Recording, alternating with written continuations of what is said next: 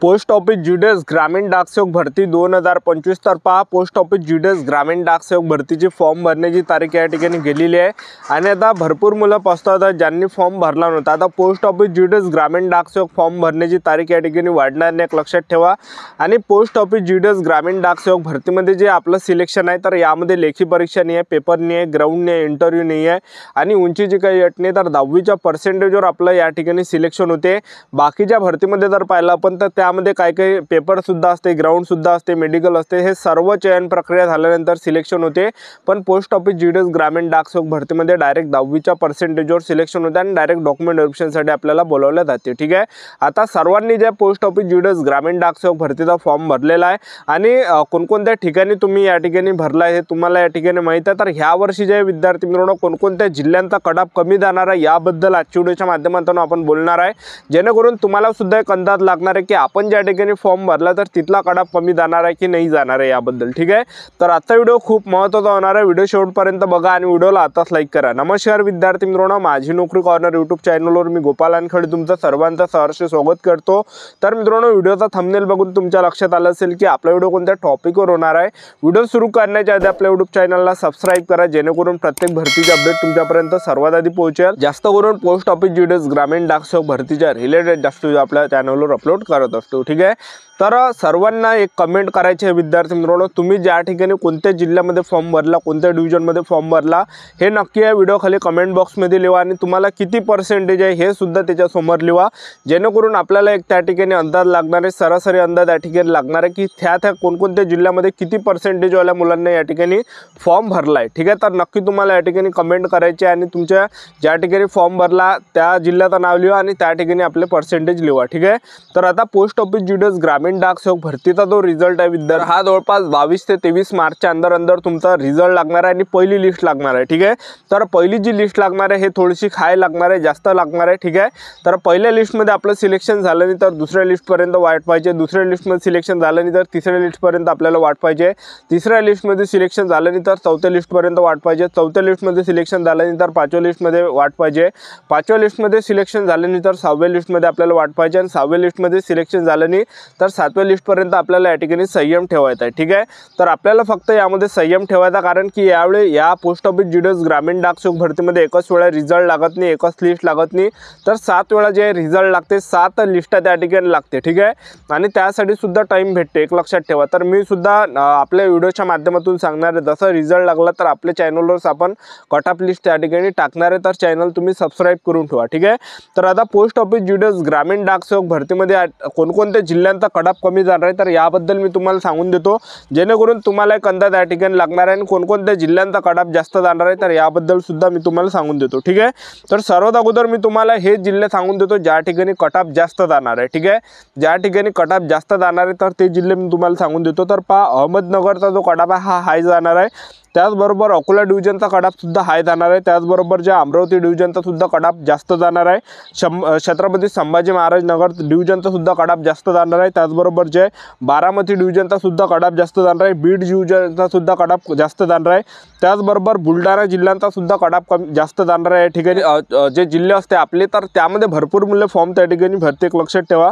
त्यानंतर बुलढाणा जिल्ह्यामध्ये भरला असेल तर बुलढाणा जिल्ह्याचा कट-ऑफ जास्त जाणार आहे, त्याचबरोबर धुळे जिल्ह्यामध्ये फॉर्म भरला असेल जास्त कट-ऑफ जाणार आहे, जळगावचा सुद्धा कट-ऑफ जास्त जाणार आहे, कोल्हापूरचा कट-ऑफ जास्त जाणार आहे, त्याचबरोबर मालेगावचा जास्त कट-ऑफ जाणार आहे, मुंबई सिटी नॉर्थ वेस्टचा सुद्धा कट-ऑफ जास्त जाणार आहे, नागपूर सिटीचा जास्त जाणार आहे, नागपूर मोफसिल नांदेडचा कट-ऑफ जास्त जाणार आहे, नाशिकचा कट-ऑफ जास्त जाणार आहे, नवी मुंबईचा कट-ऑफ जास्त जाणार आहे, उस्मानाबादचा कट-ऑफ जास्त जाणार आहे, त्याचबरोबर ज्या पंढरपूरचा सुद्धा कट-ऑफ जास्त जाणार आहे, परभणीचा कट-ऑफ जास्त जाणार आहे, Pune city east, Pune city west, Pune मोफसिलचा सुद्धा कट-ऑफ या ठिकाणी जास्त जाणार आहे। त्याचबरोबर जे आणखीन जे काय विद्यार्थी मित्रांनो सांगली जिल्ह्यांचा सुद्धा कट-ऑफ जास्त जाणार आहे, सातारा जिल्ह्याचाही कट-ऑफ जास्त जाणार आहे, त्याचबरोबर ठाणे जिल्ह्याचाही कट-ऑफ जास्त जाणार आहे, वर्धा जिल्ह्याचाही कट-ऑफ जास्त जाणार आहे, त्याचबरोबर जे यवतमाळ जिल्ह्याचा सुद्धा कट-ऑफ जास्त या ठिकाणी जाणार आहे। ठीक आहे, तर आता कोणकोणते असे जिल्हे आहे की त्या ठिकाणी कट-ऑफ कमी जाणार आहे तर मी तुम्हाला सांगून देतो।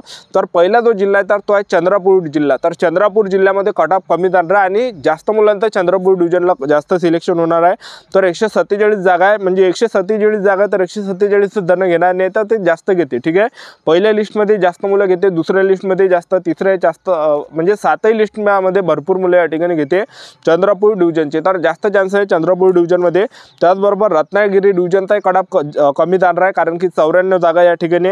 रायगड डिव्हिजनचाही कडाप या ठिकाणी कमी जाणार आहे, 80 जागा या ठिकाणी. त्याच कराड डिव्हिजनचा सुद्धा कडाप या ठिकाणी कमी जाणार आहे, कारण की कराड डिव्हिजनला 30 जागा आहे, त्यामुळे बऱ्याच मुलांना तिकडे फॉर्म भरला नसेल. ठीक आहे.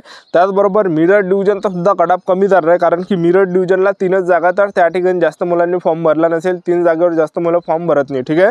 त्याचबरोबर जे विद्यार्थी मित्रांनो पालघर डिव्हिजन आहे, तर पालघर डिव्हिजनचा सुद्धा कडाप कमी जाणार आहे. पालघर डिव्हिजनला सुद्धा जवळपास 47 जागा आहे, तर पालघर डिव्हिजनला सुद्धा जास्त मुलं फॉर्म भरत नाही. ठीक आहे. तर चांगल्या मुलांचं तिकडे सिलेक्शन होते. त्यानंतर सिंधुदुर्ग जिल्हा, तर सिंधुदुर्ग जिल्ह्यांचा सुद्धा कडाप या ठिकाणी कमी जाणार आहे, तर सिंधुदुर्ग डिव्हिजनला जवळपास 34 जागा या ठिकाणी आहे. ठीक आहे. त्यानंतर पहा भुसावळ डिव्हिजन आहे, भुसावळ डिव्हिजनमध्ये 7च जागा आहे, तर भुसावळ डिव्हिजनचा सुद्धा कडाप या ठिकाणी कमी जाणार आहे, एक लक्षात ठेवा. त्याचबरोबर श्रीरामपूर डिव्हिजन येते, तर श्रीरामपूर डिव्हिजनचा सुद्धा कडाप या ठिकाणी कमी जाणार आहे, कारण की 37 त्या ठिकाणी जागा आहे, तर जास्त मुलांनी तिथं अर्ज भरला नाही आहे. ठीक आहे. तर हे काही जिल्हे की या ठिकाणी कडाप या ठिकाणी कमी जाणार आहे, एक लक्षात ठेवा.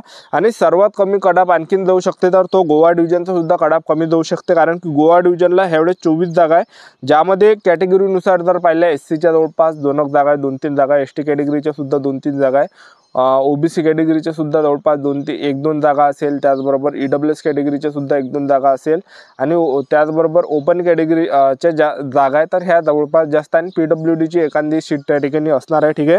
तर यूआर कॅटेगरीच्या जास्त जागा गोवा डिव्हिजनला एक लक्षात ठेवा. ठीक आहे. तर कॅटेगरीनुसार तिथं जागा कमी आहे, म्हणजे प्रत्येक कॅटेगरीमध्ये पाहिलं तर 1-2 जागा त्या ठिकाणी एससीच्या 2, एसटीच्या 2, ओबीसी कॅटेगरीच्या 2. ठीक आहे. त्याचबरोबर ईडब्ल्यूएस कॅटेगरीच्या 2, पीडब्ल्यूडी 1-2. ठीक आहे. तर कॅटेगरीनुसार जर पाहिलं तर 1-2 जागा गोवा डिव्हिजनला, आणि भरपूर मुलं गोवा डिव्हिजनला फॉर्म भरत नाही. ठीक आहे. तर त्याचं जे कारण आहे, तर गोवा डिव्हिजन आपल्या महाराष्ट्रामध्येच येते, पण ते जे आपल्या महाराष्ट्रातील विद्यार्थ्यांना तिकडे परवडत नाही. ठीक आहे. तर गोवा डिव्हिजन जे खूप लांब आहे, आणि तिकडे बजेटसुद्धा जास्त राहते आपलं. तिथं जर आपलं सिलेक्शन जरी झालं, तर आपलं जे बजेट आहे तिथं जास्त राहते, कारण की रूम भाड्याचे पैसे त्या ठिकाणी जास्त लागते, म्हणजे परवडत नाही त्या ठिकाणी. ठीक आहे. तर रूम भाडे जास्त लागते, जेवणाचा खर्च त्या ठिकाणी जास्त राहते, तर त्यामुळे तिथं महाराष्ट्रातील भरपूर मुले तिथून जॉब सोडून देते. जे लागलेले तिथं लागलेले मुलं जॉब सोडून देते, कारण की तिथं मुलांना ते परवडत नाही. ठीक आहे. 10-20 हजार रुपये त्यांना काही त्या ठिकाणी परवडत नाही, लक्षात ठेवा, कारण की रूम भाड्यातच तेवढे पैसे चालले जाते. त्यामुळे भरपूर मुलं काय करते की तिथून जॉब सोडून देते गोवा डिव्हिजनमधून, आणि आपल्या इकडे महाराष्ट्रामध्ये कुठले तिकडे काम करते, लक्षात ठेवा. तर त्यामुळे गोवा डिव्हिजनमध्ये जागा ज्या ह्या खाली होत राहते, लक्षात ठेवा. आणि तिकडे महाराष्ट्रातील जास्त मुलं त्या ठिकाणी फॉर्म भरत नाही, कारण की गोवा डिव्हिजनला भरपूर मुलांना परवडत नाही. ठीक आहे. कारण की तिकडे जेवण वगैरे सुद्धा खूप महाग आहे, आणि कटाप कमी जातो गोवा डिव्हिजनचा. तुम्ही याच्या अगोदर जरी पाहिलं असेल तर दरवर्षी गोवा डिव्हिजनचा जो कटाप हा कमी जाते. मागच्या वर्षी सुद्धा कमी गेला होता कडाप, त्याच्या मागच्या वर्षी कडाप कमी गेला होता, आणि त्याच्या मागच्या वर्षी सुद्धा कडाप कमी गेला होता. तर 2022ला गोवा डिव्हिजनचा जो कडाप गेला होता, म्हणजे जवळपास 50 मार्कावर एसटी कॅटेगरीचं सिलेक्शन झालं होतं, यूआर कॅटेगरीचं सिलेक्शन झालं होतं 60 मार्कावर झालं होतं, ओबीसी कॅटेगरीचं सुद्धा सिलेक्शन 60 मार्कावर त्या ठिकाणी झालं होतं. ठीक आहे. तर हे काय जिल्हे की या ठिकाणी कडाप कमी जाणार आहे पोस्ट ऑफिस जीडीएस ग्रामीण डाकसेवक भरतीचा. होती संपूर्ण महत्त्वाची माहिती. आजचा व्हिडिओ आवडला असेल तर व्हिडिओला लाईक करा, शेअर करा, सबस्क्राईब करा. आजच्यासाठी इथंच थांबतो. भेटा नेक्स्ट व्हिडिओमध्ये. जय हिंद, जय भारत.